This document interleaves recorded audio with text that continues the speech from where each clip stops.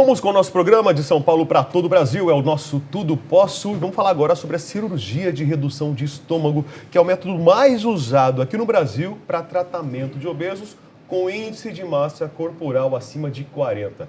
Segundo um estudo divulgado pela Universidade de Brasília, 73% dos pacientes voltam a engordar após a cirurgia, enquanto 23% tiveram um ganho de peso significativo, ou seja, menos de 5% apenas desses pacientes mantém, então, o famoso resultado esperado após a operação.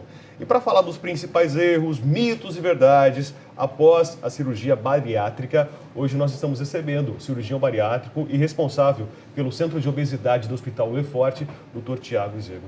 Tiago, boa tarde. Boa tarde, muito obrigado. Bem-vindo, obrigado pela presença. Eu que agradeço. Acho que talvez o grande erro, né, Maria Cândida, seja recorrer toda a responsabilidade para a perda de peso na cirurgia. E parece que não é só isso, né, Tiago? Como a gente estava falando, a cirurgia é uma doença crônica. E tem que ser vista como uma doença, número 1. E uma vez que é uma doença crônica, não é porque ele está magro que resolveu o problema, né?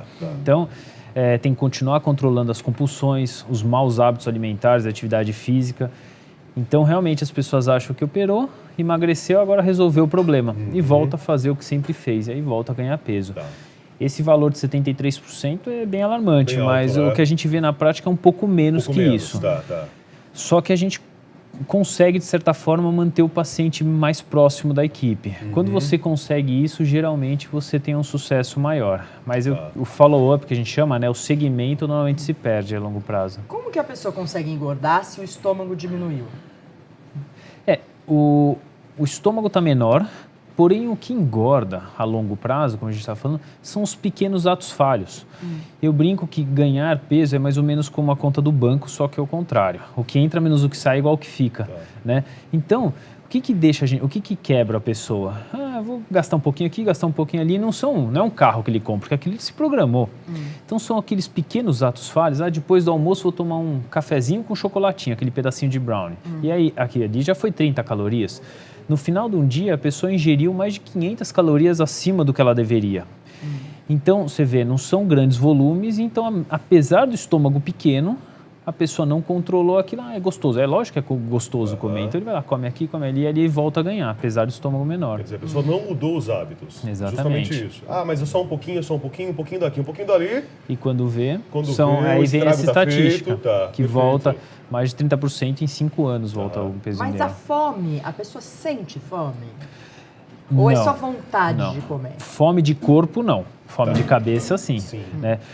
Dependendo da técnica cirúrgica, você mexe em várias questões hormonais. Por isso que as pessoas acham que é mais ou menos uma mutilação. Não é isso. Você muda a questão hormonal do paciente. Tem vários hormônios, como a grelina, que causa fome. No momento que você opera, você diminui bastante esse hormônio. Tem as incretinas, que são hormônios que são presentes no intestino, que eles aumentam, ou seja, dá saciedade precoce. Então, você muda em toda a cascata alimentar do paciente. Tem paciente que depois de algum tempo cirúrgico, pouco tempo, 1, 2 meses, falou, não, doutor, você mexeu na minha cabeça, né? Porque antes eu adorava doce, agora não gosto mais. Você muda, o paciente às vezes muda o hábito, até os gostos, só que muitas vezes a longo prazo, né? Aliás, antes de passar pela cirurgia bariátrica, a conversa não é só com o cirurgião, não é só com o gastro. Não. Ele passa por vários outros profissionais, inclusive psicólogo, não é isso? Sim. A obesidade é uma doença, como a gente estava falando, crônica e multifatorial. Não adianta o paciente vir cortar o estômago se ele não fez primeiro que é obrigatório. Tanto no particular quanto no convênio é obrigatório o paciente passar numa equipe multidisciplinar. Por isso é importante quem opera a cirurgia bariátrica ter uma equipe. A gente tem no consultório, tem que ter equipe psicólogo, nutricionista, endocrinologista. Então, aquele paciente que operou, agora está magro, porém não controlou toda aquela sua compulsão alimentar, tudo, o nosso país ainda tem muito preconceito com a terapia, mas todo mundo deveria fazer. Muitas vezes o paciente chega no consultório, doutor, engordei porque eu sou ansioso. Não, ansiedade não engorda. O que engorda é o que você faz com ansiedade, né? Então, tem que continuar esse acompanhamento com o psicólogo. Opera o estômago, mas não mudou o cérebro. Nem um pouco, né? Mudou a cabeça. Atividade física, né? Não gosta de fazer. Sair da inércia, né? É difícil, né? Começar a gostar. Mas é uma grande alavanca, né? Para a pessoa que quer realmente perder peso. Se a gente falar, como você mostrou, obeso mórbido, não tem outro tratamento que tenha um sucesso duradouro como Pode ser, por enquanto, é o método ouro que a gente fala. Não existe medicamento que resolva, que perca. Lógico que a gente vê pessoas operando indiscriminadamente. Isso a gente vê em todas as áreas. Porém, o paciente que precisa perder 30, 40 quilos, ou então 50% do excesso de peso, a gente está falando, é muita coisa. Perder por conta própria, e muitas vezes vem, é o que você falou, é o ovo ou a galinha. O paciente não vai para academia porque ele está acima do peso, é difícil, é cansativo, ou ele está gordo porque não vai para academia, ou não faz atividade física. Então, muitas vezes, quando ele emagrece, ele tem uma vontade. Tem uma vontade, né? Até se sente melhor. Então, o que é saúde, né? Saúde é um questionável, né? Saúde é só não ter doença. Mas eu tive uma paciente que não tinha espelho em casa. Pô, vai falar que ela tem saúde? Sabe? Pessoa embotada, tímida, várias questões. Então, o tratamento... Autoestima zero. Né? Então, é o que a gente estava conversando agora há pouco. Só quem sofre o preconceito que sabe, né? Então, um paciente que emagreceu falou para mim assim, doutor, agora as pessoas sentam do meu lado no ônibus. Tadinho. Não passava pela roleta. Então, o que essa pessoa faz muitas vezes? Fica em casa, hobbies sociais com a família, comendo. Então, é bem questionável. Então, para um tratamento a longo prazo, a gente tem que resolver essas questões antigas também, né? Após a cirurgia, o acompanhamento com vocês continua? Sim, é o que deve, né? É o que deve fazer e é o que a gente preconiza. Eu até brinco com o paciente. Primeira consulta eu falo, ó, você sabe que isso é um casamento, né? Com todo respeito. E daqui a pouco você vai estar com bengalinha aqui, eu também, porque é o ideal. Tanto para ver as questões de nutrição, ver vitaminas, tudo que o paciente tem que fazer uma suplementação, geralmente. Então, além dessas questões, entre aspas, médicas, tem que fazer todo o acompanhamento. Eu brinco que a longo prazo vira um coach do paciente, né? Então, a gente vai lá dando incentivos, tudo e passando junto com a nutrição e o psicólogo. Só que a gente vive num país de condições sociais não muito favoráveis, principalmente agora. Então, muita gente perdendo convênio, muita gente não quer. Agora que eu estou magro, não vou gastar dinheiro para ir no médico, uma vez que é só uma rotina. Então, eles perdem o segmento, aí que vem o excesso. A importância, né, do acompanhamento. O pior também é que, assim, no dia a dia que a gente vive, comer parece que é um hábito social, né? Tudo gira em torno de comida, né? Maria Cândida tá namorando, programa de namoro é o quê? Jantar. Vamos sair para jantar, né? Vai pro cinema, é pipoca. É uma né? delícia. Alguém faz aniversário, é pizza que vem, é bolo para lá, bolo para cá, é um café da manhã farto, né? Sem dúvida. E como que a pessoa se restringe a isso, doutor? É o que eu falo aos pacientes. Em São Paulo, a gente tem muita opção, por exemplo, São Paulo, muita opção de ir para a rua. Os parques, lógico, se você vai à noite, o pessoal fala da violência, ok, mas se você vai durante o dia nos parques, tem muita opção de parque, ciclovia, tudo.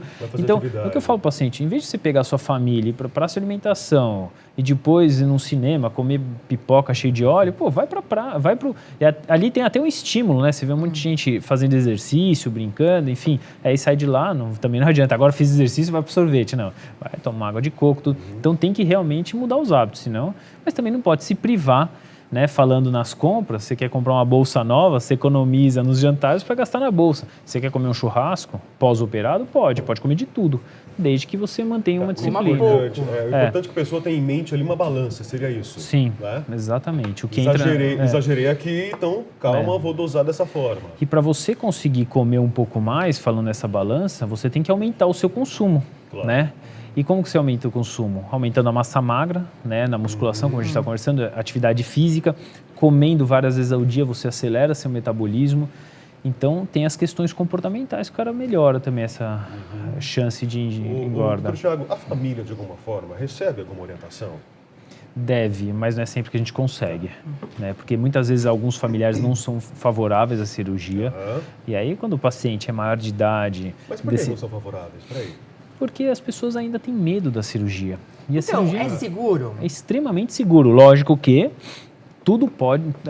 dirigir é seguro, mas a gente vê acidentes todos os dias. Sem dúvida. Aí a gente você sair na rua, você está sujeito a qualquer coisa. Claro, hoje. Mas aí se você quer diminuir o risco, como que você faz? Você aprende a dirigir direitinho, ou seja, procura um médico que está relativamente bem treinado, ou relativamente não, tem que estar bem treinado na cirurgia bariátrica, que é uma cirurgia bastante difícil. E também você não vai pegar um carro com pneu careca, né? Você pega um hospital decente, tudo. Então as pessoas, muitas vezes para economizar, né? Ou então, vai com calma, sem ansiedade, procura um médico correto. Não precisa ser eu, tem que ter empatia com aquele médico, tem que se sentir confortável, porque esse casamento a longo prazo. Isso minimiza demais os riscos. E falando em risco, a gente estava conversando, tem menos risco do que uma colestectomia, ou seja, retirada da vesícula por vídeo. Porque essa cirurgia é feita em mãos de pessoas que já estão acostumadas a operar.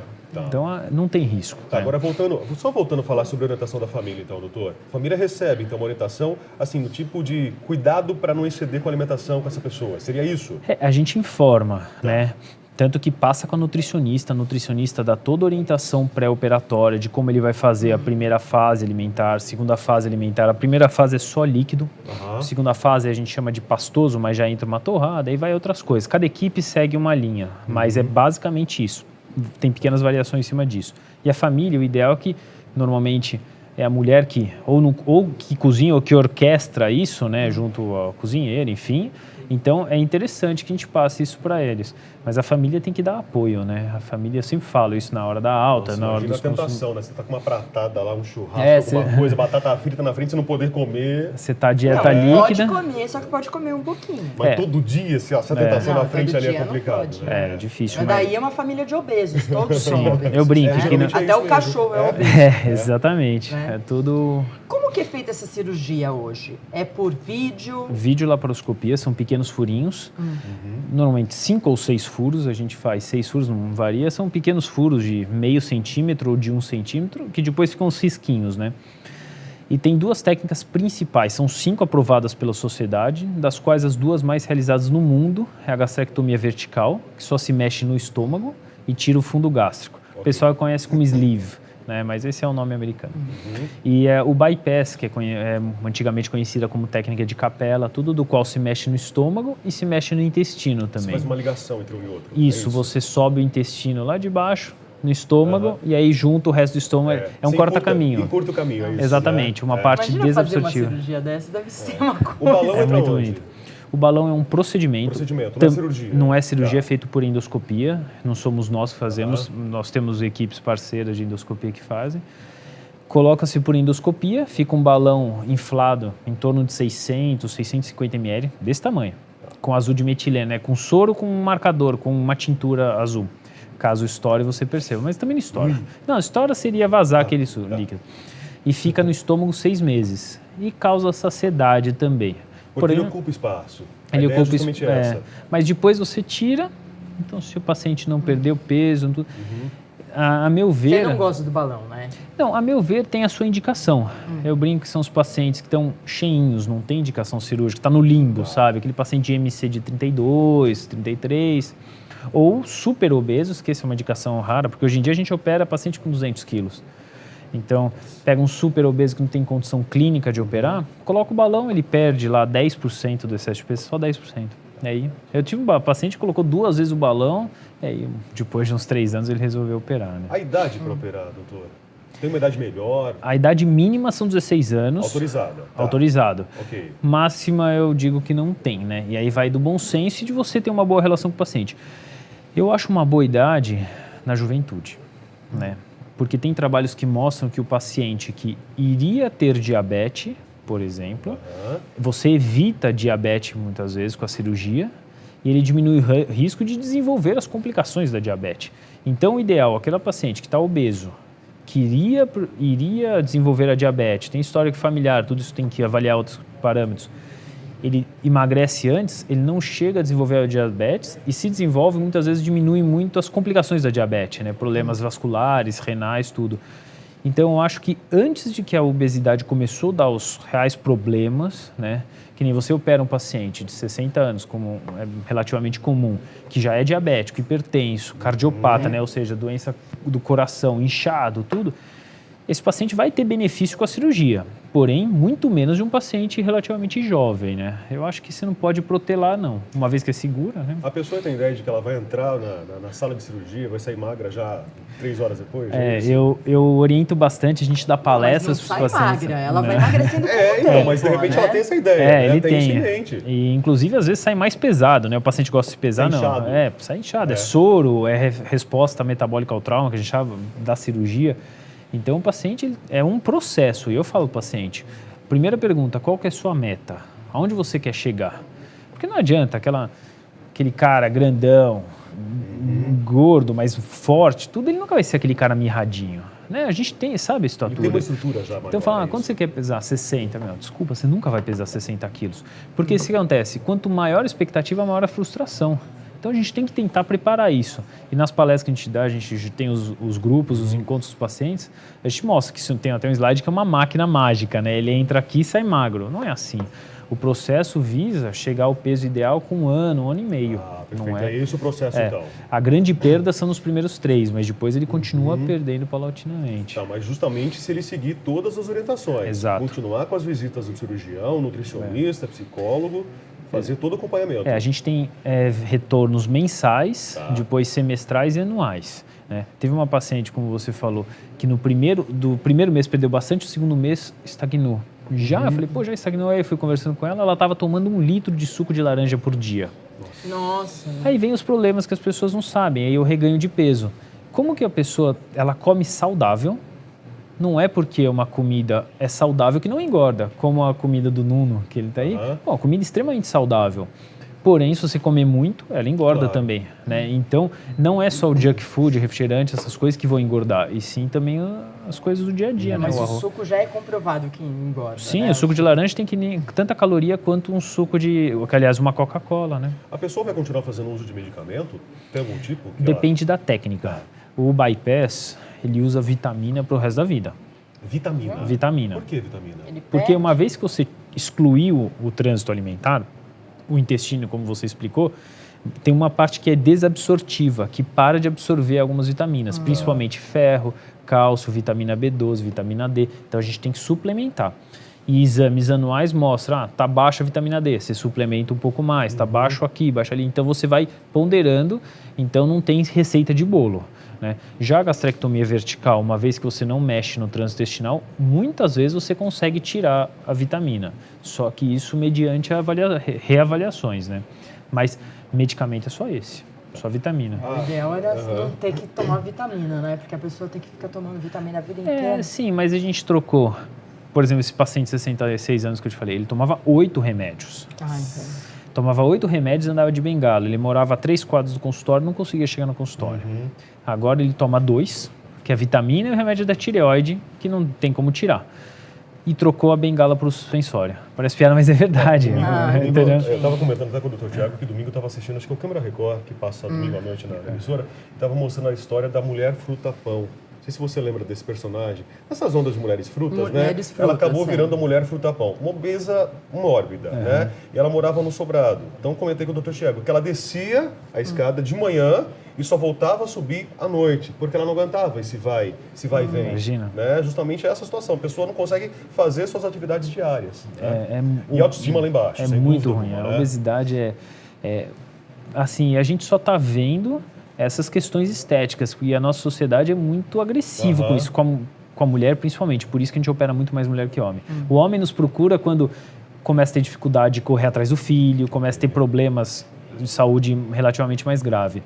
Já a mulher, ela tem o impacto social e estético muito maior, né? Uma nova cirurgia é possível, doutor? É possível, não é comum e não é indicado em alguns casos. Né? A gente tenta sempre, o primeiro passo é tentar readequá-lo a um novo estilo de vida. Se não der, dependendo da técnica que foi feita, você pode alterar alguma coisa. Mas a gente já viu várias, por exemplo, transformar em bypass, falando de técnica é um pouco mais complicado, mas transformar em bypass uma outra técnica que chama Scopinaro, por exemplo, que foi feita há muito tempo, que a parte desabsortiva, a parte do intestino, o corta-caminho é muito maior. O que acontece? O paciente começa a ter diarreia, problemas vitamínicos extremamente graves, desnutrição. Então, muitas vezes, aí você tem que ponderar muito. Quer dizer que a comida praticamente não fica no organismo. Praticamente não absorve. Então, é muito questionável, isso a gente questiona em todos os congressos e a gente pondera muito essa questão. Tá certo. E tem paciente que volta a operar, a gente faz pouco de reoperação desse aspecto. Volta a operar e volta a engordar. Então, o cara não sarou. Aí... Tiago, só para encerrar aqui, o primeiro passo para a pessoa que acredita que pode operar, que o caminho é a cirurgia, o que ela faz? Para onde ela vai? O primeiro passo é procurar um cirurgião bariátrico. É o primeiro passo. A gente nunca opera de cara, óbvio. Claro. Né? E aí, o segundo passo é passar pela equipe multidisciplinar. E tem muitos pacientes que não têm índice cirúrgico e já estão acompanhando na clínica há 1 ano, 1 ano e meio, com a equipe multi, conseguiu sucesso.